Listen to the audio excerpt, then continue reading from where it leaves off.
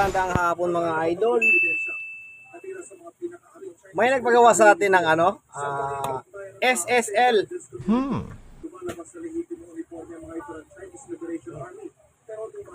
Ayan. SSL Soundstorm Laboratory Subwoofer. Ano to?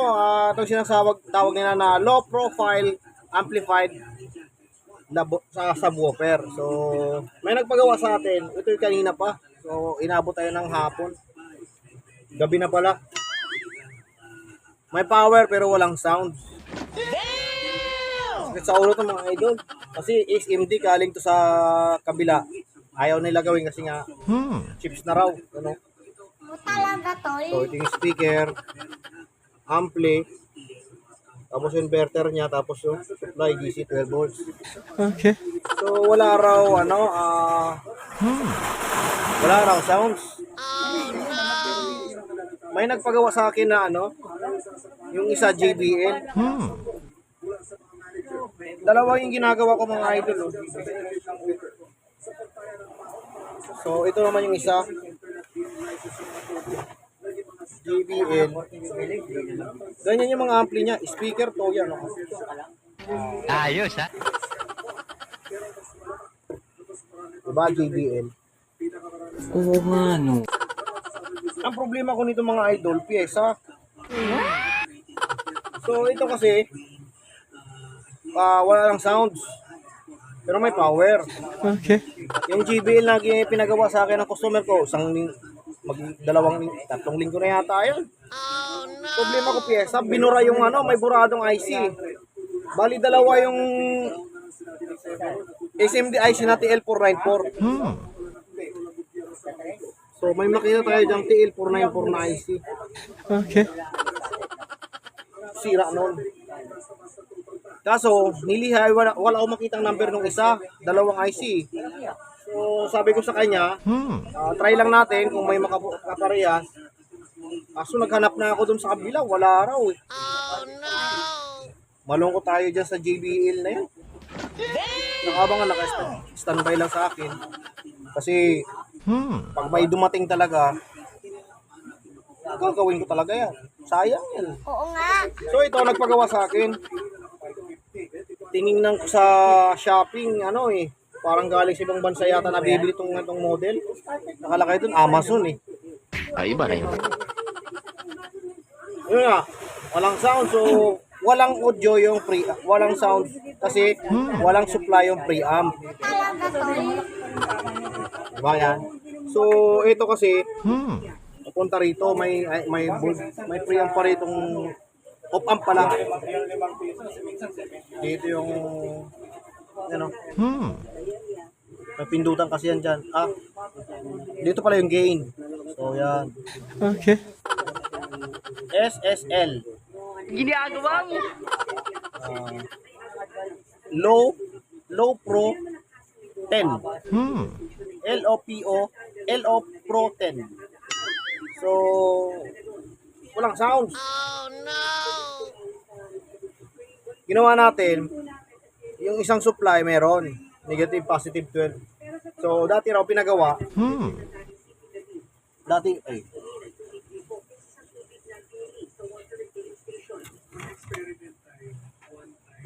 yan makita. Meron siyang ginawa rito yung unang gumawa, SMD, pinalitan ng ordinary diode. Talaga to So, meron pang isa, hindi raw niya mabila ng SMT eh. Kaya yung diode na lang na nabibili dyan sa tindahan meron. Okay. So, yung nga, walang supply yung isa.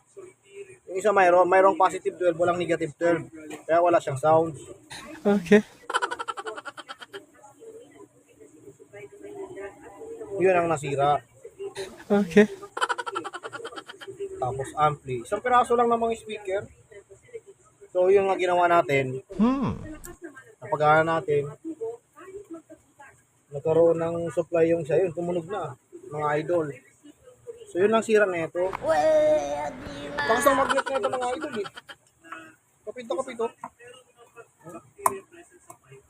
Ayos, ha? Malakas. Kahit ganyan lang, pero malakas mga idol. Yung tinatawag yata nila na underchair speaker. Yun yung ganito. Okay. Lagay lang sa ilalim. Manipis lang kasi siya. Pero kumakalabog. So, testing natin mga idol. Yeah, boy. Diba? Tapos, sounds. Sounds!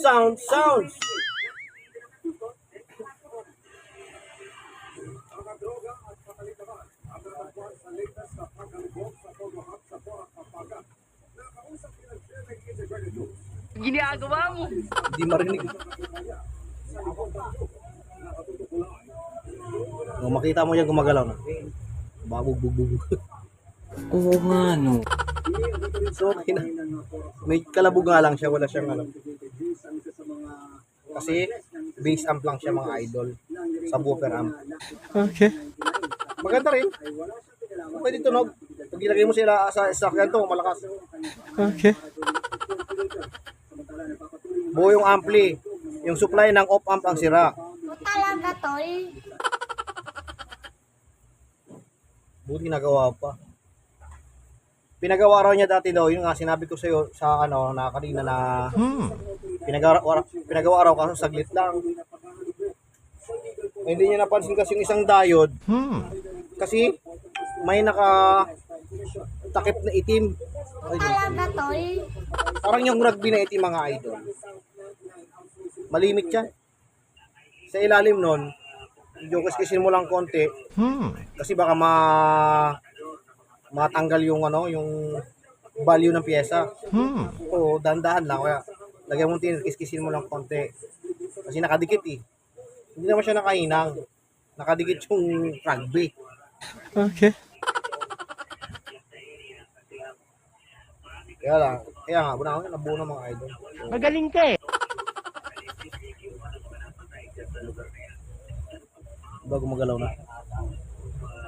Ginagawa mo.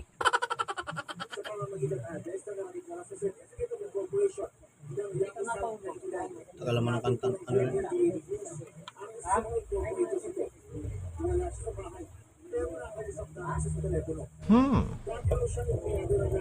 Diba?